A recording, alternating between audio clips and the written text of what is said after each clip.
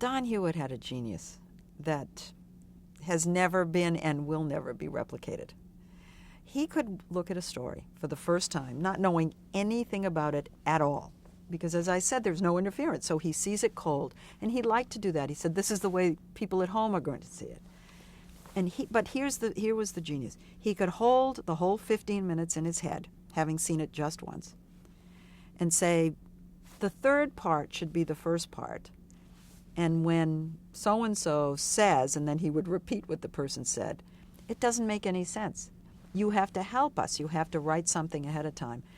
And then he was an excellent writer. He would be very good at simplifying complicated concepts. He would actually take your script on paper, cross out things that he felt were hard to understand, and rewrite it in the clearest, crystal clearest language. He had all kinds of gifts. In that sense, I miss him.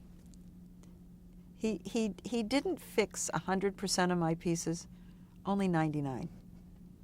And everybody here says the same thing. And we marveled at it because it was instinctive. It wasn't intellectual. It was just instinct. He was an excellent journalist. He'd been a journalist for years.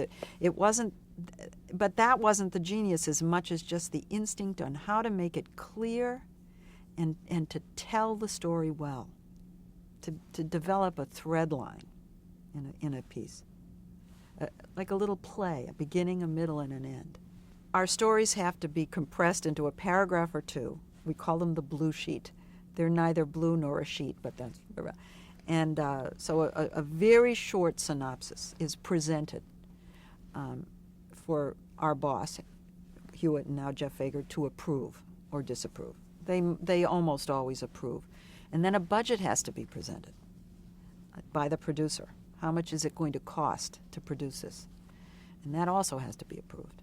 So they know the barest of bones of the stories. Yeah.